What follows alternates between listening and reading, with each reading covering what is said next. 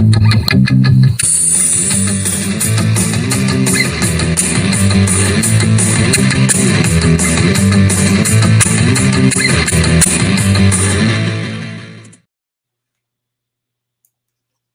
everyone. Welcome to the weekly show here with my good friend Terry. I'm Doug Cothe. I am the founder of People Smart Group, also the primary consultant, as well as the founder of the Organizational Health Collective. And thrilled that you're here, thrilled that you joined us for this fun topic. And over to you, Terry. Hey, I'm Dr. Terry Wager. I have no idea where my name is right now, but that as I was just noticing that. But I am principal consultant of Generator Coaching Consulting that I run with my partner, Christine McGinley. And we are both partners in life and in business, which is super fun. And I am a member of the Organizational Health Collective and here to talk about, what do we talk about today? Well, we were talking about well-intentioned but stupid advice. I you like that remark sometimes. We've all done it, right? We all give that bad advice at times. But today, if you watch the little intro video there, it is how often people just tell people, "Hey, you should be a leader. Go be a leader. Go be a leader." And particularly the egregious offenses of that often happen at graduations, right? Where the well-intentioned speaker is challenging all of the students to go out and find their place to lead in the world. The problem is, if everyone led, one, we'd have no followers, right? And number two, are you ready to follow a just graduated college student, or they did it at high school graduations too? Are you ready to follow a high school student that just graduated? Do you really think they're ready for what's coming? I mean, it takes a great deal of courage to be a leader. It takes a great deal of selflessness to be a leader. And honestly, those aren't necessarily developmentally the people that are at that point of selflessness yet. One of the things that I think about is it takes a lot of self-awareness. To be a great leader. And unfortunately, and I'm not saying that there can't be a 20-year-old leader or even a 15-year-old leader that has a lot of self-awareness, but then we kind of do that equation of, okay, let's pretend for a second, 16-year-old leader, okay, they've got 16 years of experience and at least 5 of it was in diapers and things.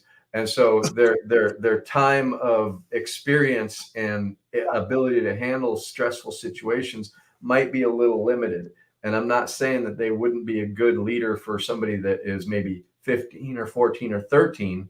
Right.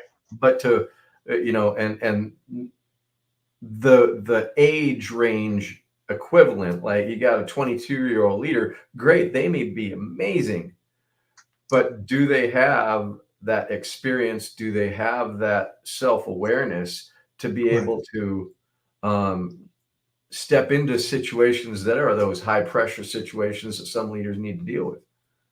Absolutely. Yep. And that's the point. I mean, are there exceptions to the rule? Yeah. But should every student be running out to go find a leadership position? No, not for any more. No, not at all.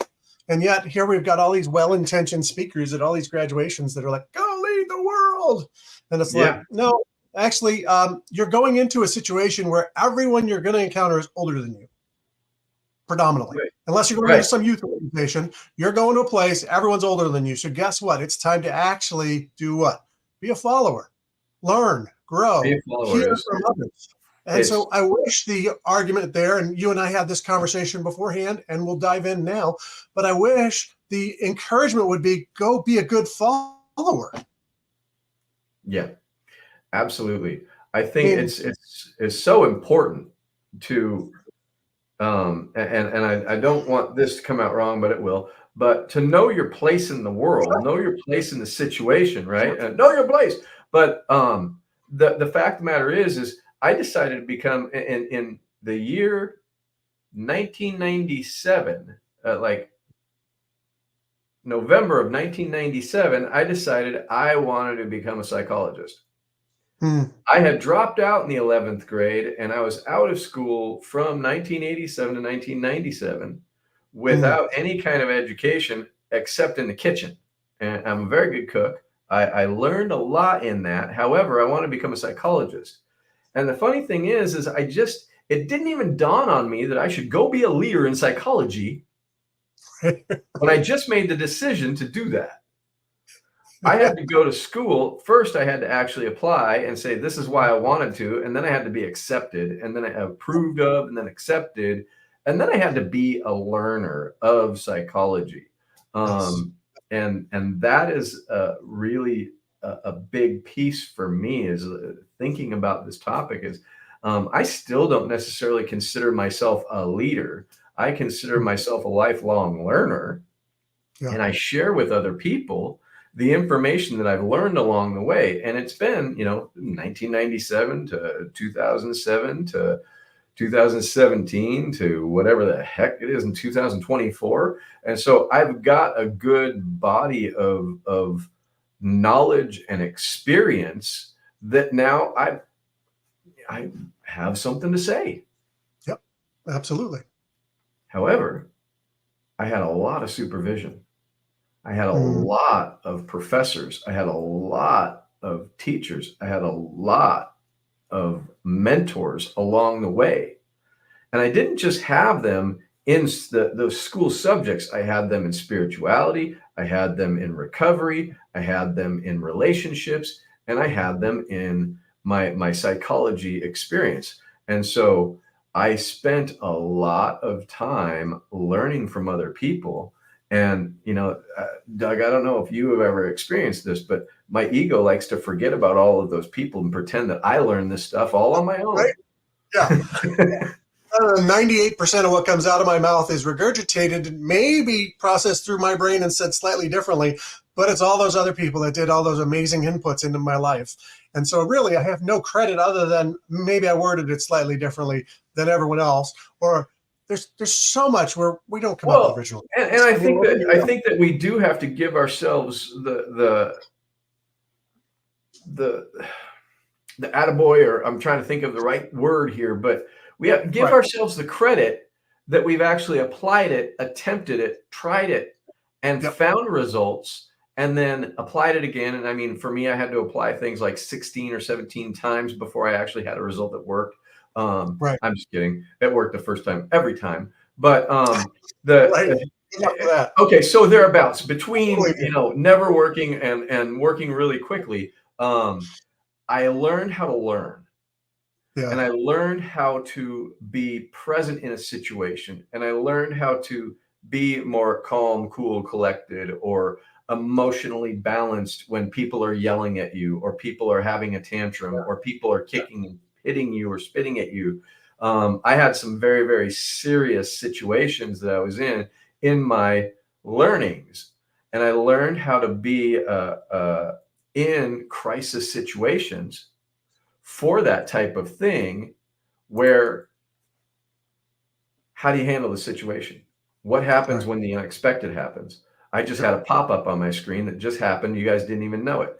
But and like, what happens when that happens? Do we freak out? Right. Well, in the Right. beginning, yes. Yep. And do you Yep. and this is a question to all of those uh, soon to be in the workforce, being suggested that you're going to be a great leader right away. They're like, do you want to actually have that stress of having to Oof. pretend to be a leader when you don't know what you're doing? Yeah. Yep. Well, and I think that's part of the misguidedness of that advice is the lack of understanding or the lack of accounting for how costly it is to be a leader. It isn't. You take the bullets. You get to take all the blame. When there's blame to be given, it's yours. When there's praise to be given, well, guess what? You get to share all that. So Absolutely. you do you want to jump in that right away when you don't really have your grasp on everything, or do you want to go and learn and grow into that situation? The other piece I would say is did I have the humility when I was in my early 20s or even in my late teens to really deal with a situation like that? No, my ego would have run away with the idea that, oh, I'm the big leader here, instead of realizing I needed the time and the experiences and the things in my life to humble me to the point where I'm like, you know what? I don't know everything, guys. And so now I can lead others in a way that says, you know what? I need all of you. And and I can lead others with the confidence of my own identity in what I do, that I don't need to say, hey, you know what? I got to be the smartest guy in the room. In fact, I'd like to be the dumbest guy in the room when it comes to all the different subjects I need people there for. I would like to have experts all around me because I want to be able to work together to come to a better conclusion, not a worse conclusion. And if I'm the smartest guy in the room on every subject, then why are they in the room? Absolutely. And yet in ego, in a lack of humility, we don't want that, right? And so we've got to grow with experience that sense of humility that says, you know what, it's okay if I'm not the guy who knows everything. In fact, Right. it's better. It's interesting because I was actually having a conversation with Christine today, and it went something to the effect of, uh, and we all do this, so this is not that big a deal. But the idea of, I know what you're going to say. I know how you're going to. I know that, and I don't want the criticism, or I don't want the input. And it's like, okay, I don't know what she's going to say. I don't know where she's coming from, but my ego just played that for me. And so all of a sudden, I'm protecting a vulnerability that I don't need to. And it stops the conversation, it stops the connection. And the reality is there's a fear of being condemned for not being good enough that Yep. we all have. And I think that a lot of people have that. And what happens is, because we have that fear of condemnation, we either shrink or we move over into over control Yep. without the experience. That's what we're going to do every time. Yeah. Yep. And you ramp up that pressure of being in that leadership role, you're gonna jump that way every time because that's your gut. That's your normal, right? It's that self-protect. And have I had the time to really understand myself that well? There might be a lot of college students that think they know themselves inside and out, but I got news for you. 10, 20, 30 years from now, you're going to know yourself a whole lot better. And you're Well, going to and a be the whole best. lot differently. Yeah. And one of the things that I was saying in my conversation this morning is, what I know, and I say this a lot in my 12-step groups and things like that, is the way I see things today may change drastically tomorrow, Yep. because all I have is up to now's information. And so the way I see it today Yep. has no impact on the information that I receive today that might change my mind. Right. And I reserve the right to be wrong. I love it. I love it. But again, you got to have the ego and the identity to be able to say that, right? You've got to, Absolutely. well, I lack of just ego. have a very, very long history of being wrong when I'm making choices for me, Yep. that have made me realize, and it might be the hard-headedness kind of idea slamming my head in the concrete, uh, Yep. realizing that maybe there's a better way to do it than what I'm telling myself, and being open to the brilliance of others. I actually wrote a book called Quit Taking Your Own Bad Advice: How to Stop Overthinking and Start Following the Brilliance of Others, because Mm, I had a long history of watching all kinds of other people follow their own bad advice, as I followed my own bad advice. And when I was a kid, especially the ages we're talking about, that late teen years, early mid 20s, I had a drinking problem. I had a worrying about what everybody thought problem. I had a didn't really like myself problem. And then I'm making decisions. yeah. And if somebody challenged me on, hey, Terry, you really don't like yourself, I would have been, well, what do you know? And I would have defended the fact that I like myself, and that I think I'm great, and that I think that I know a whole lot. And why would you challenge my level of stupidity when I know I'm right? Meanwhile, internally, I'd be sitting there going, oh shit, they know. Oh God, they know. Oh no. Yeah. Oh, Found and then I got to prove more. And Yep. it's the hell of Yep. not being okay with where we're at. Yep. Yep. Well, it's funny. Even as we've been going through this, I've been thinking of the Dunning-Kruger effect of how the people, and for those that aren't familiar with it, the Dunning-Kruger effect basically says that those who have the least amount of knowledge about a subject and are just getting some are the most likely to tell everyone else about it and what to do with it, and basically share the right way to do things. And the longer and the experience is, and the more knowledge the people get, the less likely they are to talk and to share and to jump in as an expert or authority. But when we got just a smidgen of understanding, all of a sudden we're experts. But all of a sudden, as time goes on and we get humbled by the fact that, guess what, I now know what I don't know, all of a sudden we're slow to talk.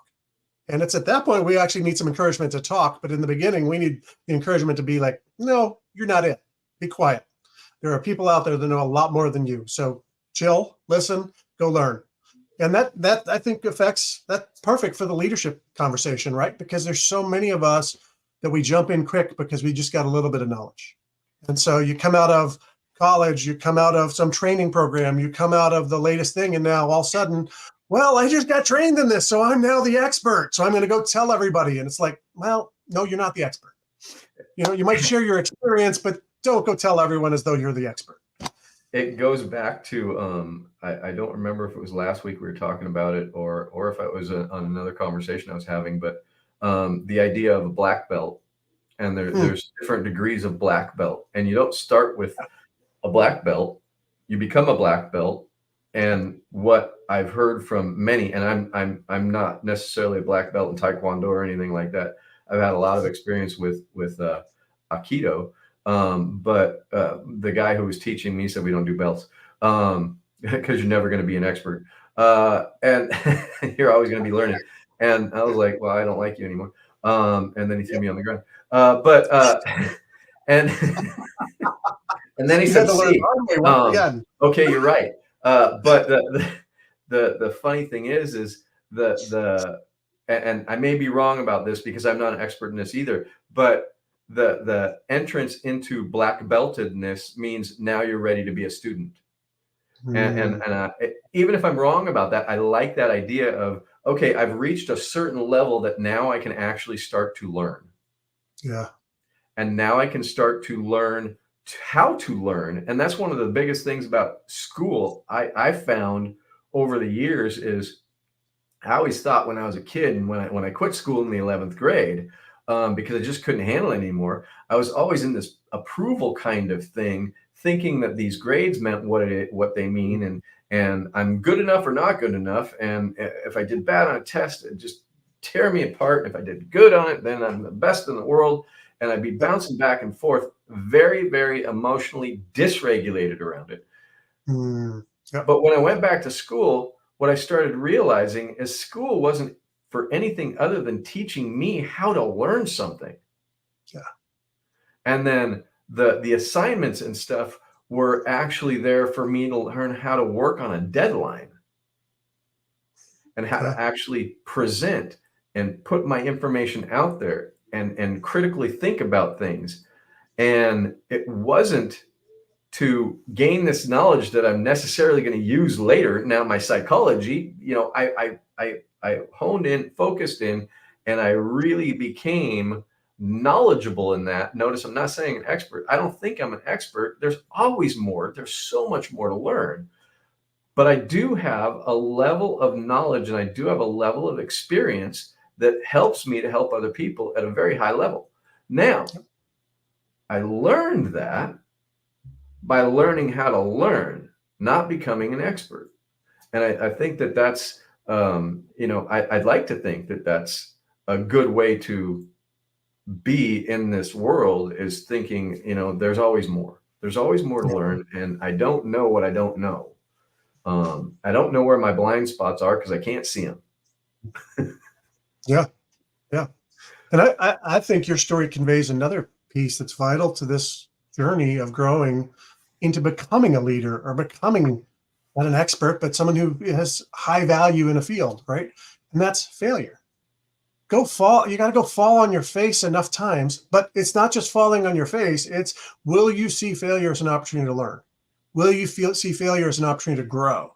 And we need failure in our life in order to be able to grow and change and be shaped into the person who can then take care of other people who are coming behind you failing themselves.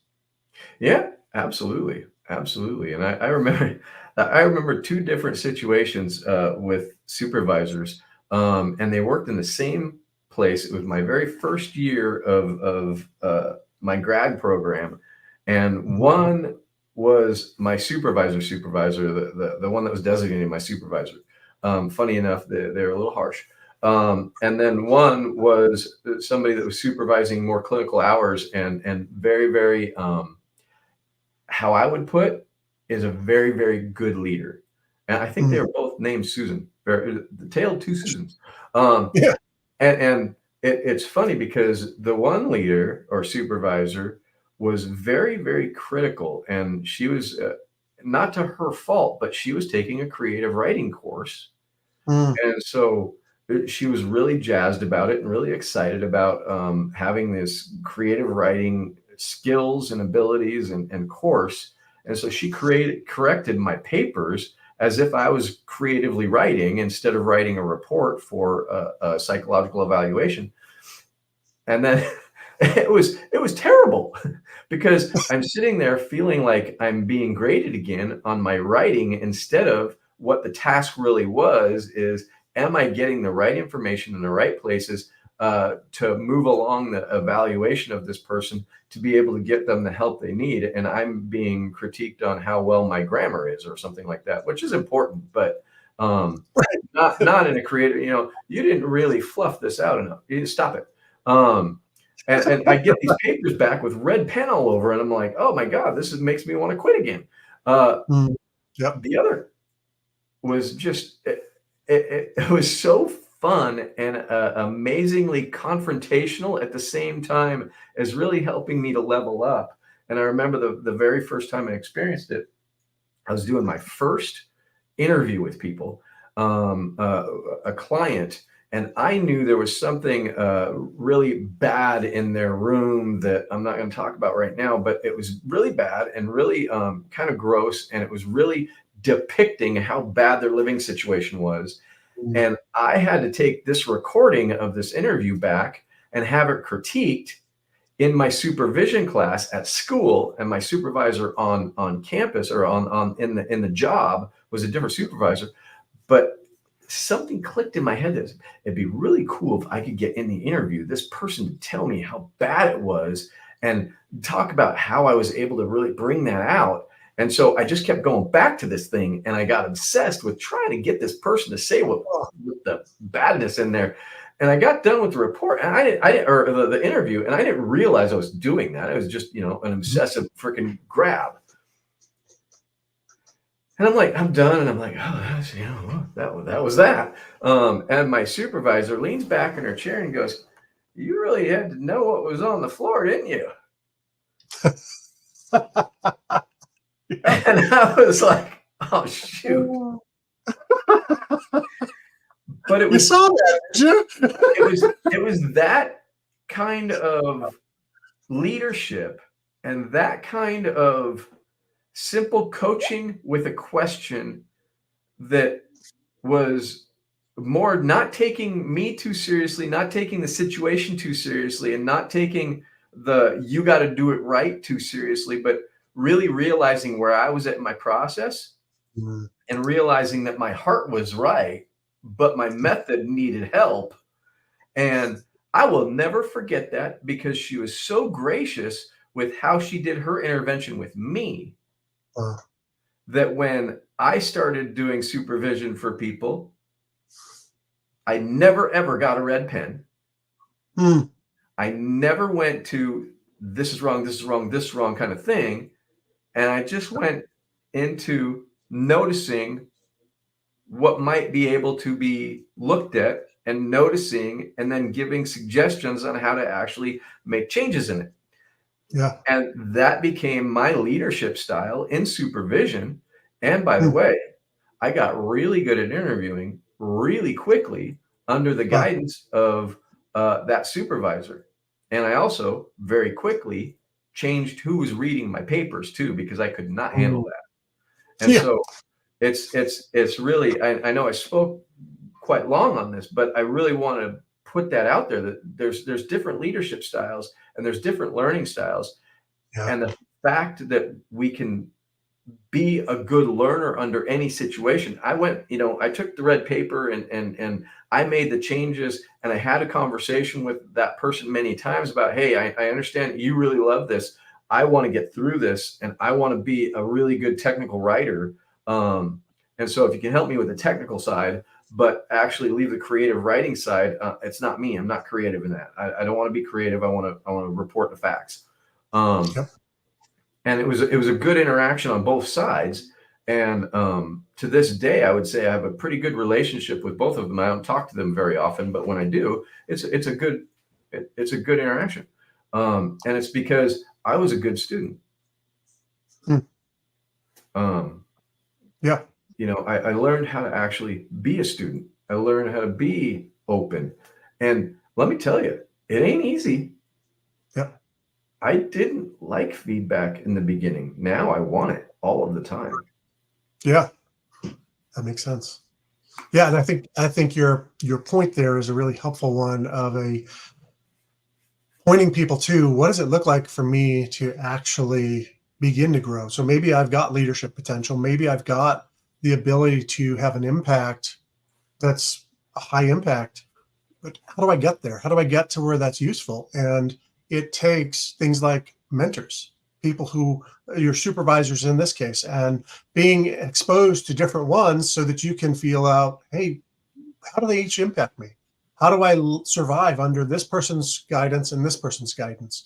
And so one of the beauties, I think, it's, as we've been talking about this, and I want to dive into that sense of, what does it look like for that person that is young, is coming out, maybe even has great leadership potential and knows it, or maybe they don't know they have any leadership potential, but what is it like for them to grow toward fulfilling whatever that potential is?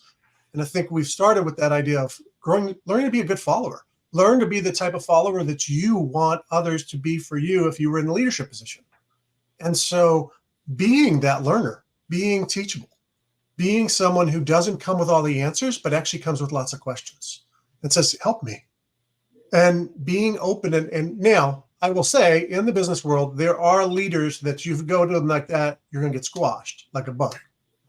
So use some wisdom, don't be foolish, and just put yourself out there to someone who really has no emotional awareness, no care to actually be a mentor to you. But find those people that are mentors, that want to be a mentor, that want to invest in other people, and put yourself out there to say, I need to learn, I need to grow, help me. Absolutely. Absolutely. It's funny you said you could get squashed like a bug. There's a guy out there who's a billionaire and is very, very big in the sales world, very, very big in the real estate world. His name, people don't like him. I absolutely do like him. I don't like many of his followers, but I do like him. A guy named Grant Cardone. And one of the things that he talks about with his people is you can come to me with any problem, but you also have to come with a solution. And it's interesting because some people, if we look at Working Genius, some people come with questions and no solutions. And some people come with all kinds of solutions and don't care about the questions. And so there's going to be a balance. And really, if you know Working Genius, you know what I'm talking a little bit about. But I like his philosophy of, don't just come complaining with a problem, but Right. come with not, and I don't believe that they need to have a solution, but they need to be open about talking about what else other than the problem. And, but they need to be vulnerable and they need to put themselves out there. And if you get squashed like a bug by a leader who is not open to you bringing stuff up, maybe it's not the right place. Yeah. Yeah. And honestly, that would be a bad leader, and someone who probably is continuing to live out their adolescence all the way into adulthood. They're still playing King of the Hill, and they didn't realize that game ended in, junior high. But yeah, I mean, I think that's a great example. And I think would it be safe for me to say what you want them to do is come with the mentality of solution oriented over complaint oriented, or over helplessness. No, I'm not helpless in this situation, but I'm actually showing up and I'm coming for solutions. I'm coming with solutions. I'm coming with how do we overcome this, rather Yeah. than, oh, woe is me, I'm a victim. Yeah, And the see what happens. alligator. I I don't don't know know what what to to do. do with life, and life is beating me up. And yeah, well, guess what? That's true, but it's time to figure out, okay, what's the next step forward, not sit there and just flounder. And so, Absolutely. There's a proactive nature to anybody, whether they're a leader or a learner or a follower or what. There's a proactive nature, and this is something that I look for in all of the people when I'm doing hiring or I'm doing collaborating with people. They have to have some kind of proactive piece to them. And yep, so they might not know the answers, but they're willing to pick up a shovel, or they're willing yep, they're willing to pick up the rubble and move the project along. I don't know why I got into construction, but I did. But or if it's in some kind of project, they're willing to put their point of view out there. They're willing to do something that other people maybe don't want to do. They're willing to pitch in no matter what. yeah, It that's needs to good. be Yep. Yeah. And that may fit with, we talk about the idea of humble, hungry, and smart. That fits in your hunger side, but also a bit of humility, right? Because you don't have to be the one doing the high profile best job. You might be the one cleaning toilets, and that's yeah, okay. That's part of showing you're a part of the team, and you're here to do whatever is needed, the dirty work or the glory work. Either one, I'm here for the team's sake, not for my sake. And that's a key piece of being a good follower and of being a good team member that then grows to potentially be a good leader. Because guess what? The role of a leader also is not one that just sits there and everyone, your job is to bring me glory and make me look good. No, I'm here to help you do your best. I want to elevate you, not the other way around. And so if I'm a good leader, my focus has got to be on how do I help others? And so that's another place I think would be really helpful for people who are in that followership process, in that growth process. Work on becoming someone who's actually out to help others around you. Be a good absolutely. team player. And the more your focus is, how do I help others? The better leader you're going to be if and when you get there. Yeah, absolutely. I think that I learned about servant leadership a long, long time ago. And then Christine, when she was in Starbucks, they really focused on situational leadership, and I think that I like the melding of the situational Mhm. versus or with the servant leadership and serve in every situation. And what are you bringing to? And I also talk about this, especially developing culture is, I heard it a while back and I don't remember who said it, but uh, somebody was saying, being able to fit in the culture is good, but being able to elevate the culture to what everyone wants is better. Yeah. And I really like that idea of the elevation of culture. And I think that anybody who wants to be a leader, the first thing that they have to do, as you said, is to be a really great follower. But I also think that they have to be able to understand situational leadership. They have to be able to understand the situation and what needs to be in that situation, how they need to show up in it, and they need Mhm. to be understanding servant leadership and be able to be of service within that structure in the situation with what they've learned. And hopefully, I don't like to use that word as a plan, but hopefully they've had enough understanding of being able to ask great questions to be able to bring new thinking or new point of view to a situation rather than just showing up and pretending that they know what's going on or pretending that they have an answer because they learned that leaders are supposed to have answers. Right. Yep. Yeah. And again, that's one of those places. Leaders having answers is a great place of realizing, guess what? You're only as good as the people around you to come up with those answers. And if you think you're going to know everything and be able to do everything to come up with answers, you're in for a big shocker. You're going to make terrible decisions. And so I think the other piece I was thinking of as you were saying that really I think plays off of that is the leaders need to grow in understanding in situational awareness. You have to understand the context of situations, right? I think of Leadership on the Line is a great book, helping people think through the difference between tactical problem and more of a systemic problem. And so, does this need a tactical fix? Is this, hey, my computer broke, I just need a new computer? Okay, fine. But guess what? There's a big hubbub going on in my team between 2 or 3 different people, and everyone's taking sides, and something's going on. Guess what? That's not just okay, shut up and get back to work. I've solved it. Good, we're good to go. No, there's obviously underlying stuff going on here in the nature of my team and the makeup of my team. I got to deal with that. And I got to figure out what it Absolutely. is. And what they really just need is a new process. Mhm. So they don't have to deal with the underlying issues. Just let's throw a new process on there. Maybe we'll communicate through Slack from now on, so we don't have to be face to face. But and that was a joke. Doug Yeah. got it. I don't know if anybody else did, I was laughing. but the idea, a lot of people tend to throw more systems or processes in place. Or hey, let's make a policy for that. So next time somebody has a fight, they're fired. Like that's a good way to get rid of everybody instead of really understanding what the fight's about. Is it a fight or is it passion conflict? And is it actually people trying to get to the bottom of what's necessary to understand so they can make a good decision? And I think that too often we allow fear to lead rather than faith to lead.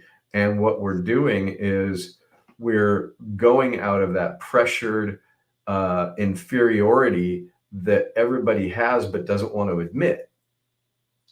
And if we can really learn how to identify our emotions, really learn how to be honest about where we're at and be good followers and say, hey, you know what? I'm feeling out of my depth. I don't know what I'm doing here. I need guidance here. I want to be a good leader. So can you show me how to do that? And turn yourself into mentorship, turn yourself over to a coach, turn yourself over to somebody who's going to actually show you how to become the leader that you want to be. Yeah, that's good. That's good. And yeah, I love that because you need those people to speak into your life, and you need to be willing to listen to them. The other piece I would say is you need to become more well-rounded, right? It's easy to so many people. I love the movie. I'll just go with Patch Adams. I love that movie, and I love the picture that Robin Williams' character plays because he basically says, hey, you know what? I'm not just going to sit in this class and get all the technical information about how to be a doctor. I want to go out and meet people. I want to be around people. I want to understand people because guess what? That's who I'm serving. That's who I'm working with. How do I help them if I don't know them? Yeah. And the same is true in business. I mean, there's so many people who we want to become data experts. We want to become experts at how do I interpret data? What do I do with that? Or how do I do the technical skills of a job? And I want to become an expert at that. And guess what? That's not going to lead you to leadership because who you're leading are all people. And so if you don't invest yourself on the side of people, on the side of getting in the mess, one of the biggest things I see with so many leaders is they're scared to death of the chaos and messiness of actually getting into the people stuff. And so they want to stick to, well, tell me about the data. Tell me about the technical 100%. side. Yeah.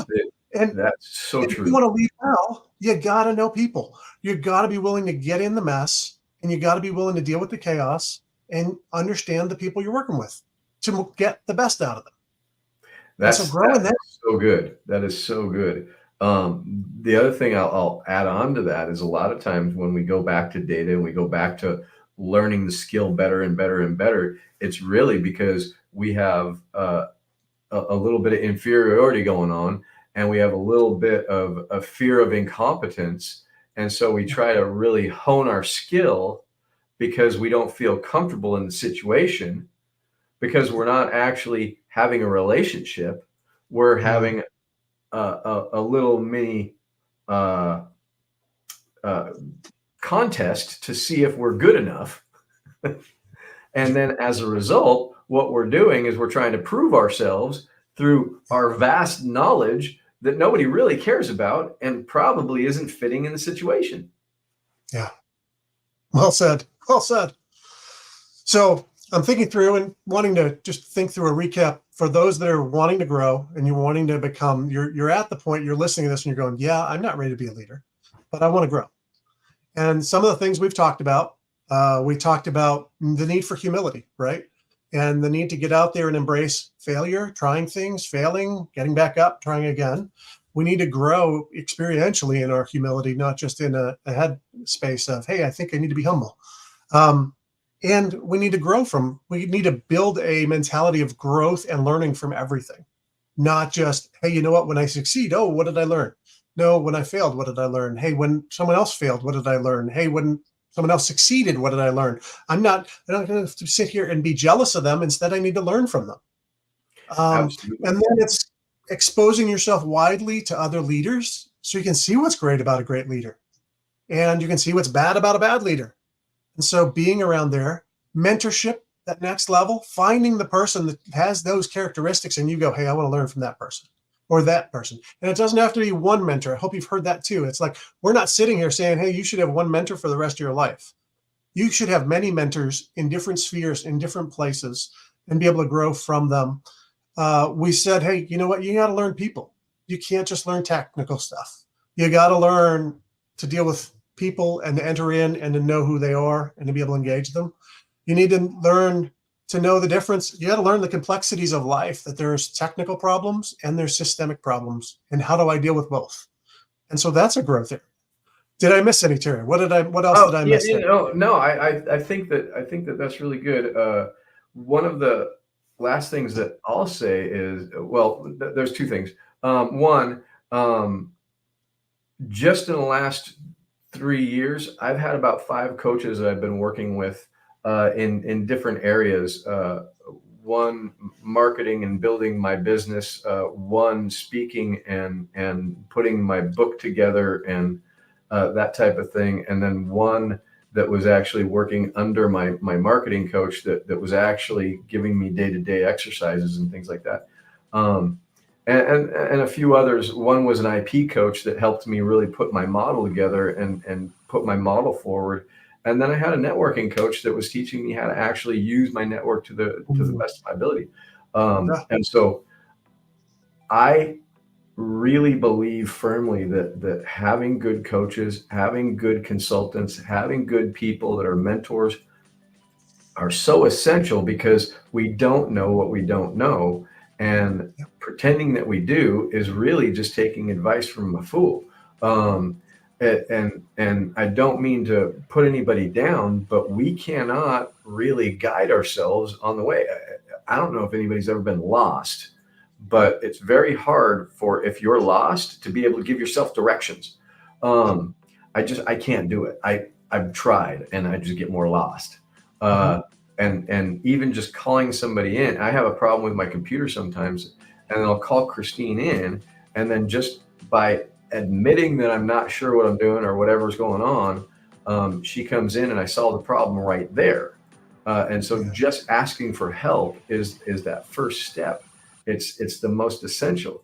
The other thing that you talked about, this is the second point that I wanted to make, is you were talking about going through situations as debriefs or something like that. And in the medical community, they call them postmortems. When they lose a patient, they do a postmortem and they look at what they did right, what they did not right, and then what they can do next time.